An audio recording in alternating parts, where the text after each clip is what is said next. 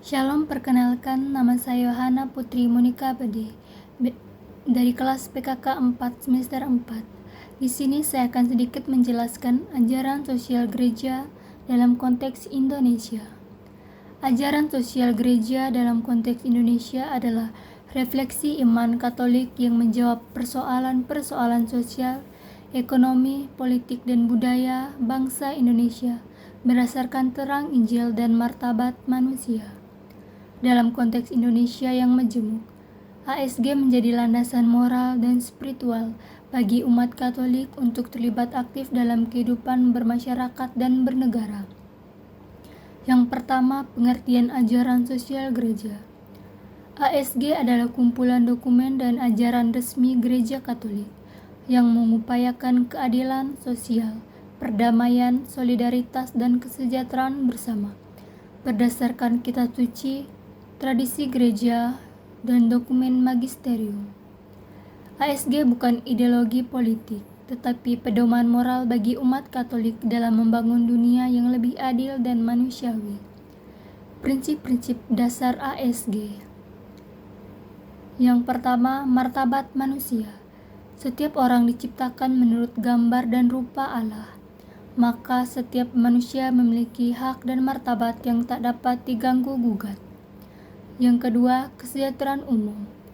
Kesejahteraan umum masyarakat secara menyeluruh harus diutamakan, termasuk hak atas pendidikan, kesejahteraan, kesehatan, pekerjaan, dan keamanan. Solidaritas. Kita dipanggil untuk hidup dalam kebersamaan dan saling menanggung beban. Solidaritas melawan egoisme dan individualisme. Subsidiaritas. Masalah-masalah sosial hendaknya diselesaikan pada tingkat masyarakat yang paling dekat dengan persoalan itu sendiri, bukan oleh otoritas yang lebih tinggi, kecuali memang perlu. Yang selanjutnya, hak dan tanggung jawab. Setiap orang memiliki hak dasar, tetapi juga tanggung jawab untuk membangun masyarakat yang adil dan damai. Yang ketiga, ajaran sosial gereja dalam realitas Indonesia. Yang pertama, kemiskinan dan kesenjangan sosial. Gereja mendampingi petani, buruh, nelayan, dan kelompok marginal, mendorong ekonomi solidaritas, koperasi, dan usaha kecil. ASG menjadi dasar pelayanan karitas dan pastoral sosial. Yang kedua, korupsi dan etika politik.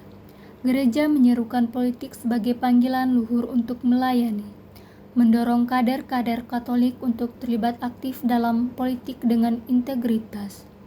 ASG menolak penyalahgunaan kekuasaan, manipolitis, dan manipulasi hukum. Kerusakan lingkungan. ASG menekankan pentingnya ekologi integral. Gereja Katolik di Indonesia terlibat dalam gerakan pelestarian hutan. Yang selanjutnya, multikulturalisme dan toleransi. Dalam konteks pluralisme Indonesia, ASG mendukung dialog antar agama, kerjasama lintas iman, dan pendidikan kebinekaan, mewujudkan Pancasila dalam praksis hidup sehari-hari. Yang keempat, peran umat Katolik di Indonesia berdasarkan ASG. Umat Katolik dipanggil untuk menjadi garam dan terang dunia di tempat kerja, masyarakat, dan dunia politik. Membangun budaya kasih dan keadilan di tengah bangsa yang plural. Terlibat aktif dalam transformasi sosial, bukan hanya sebagai penonton, tetapi sebagai pelaku perubahan berdasarkan iman.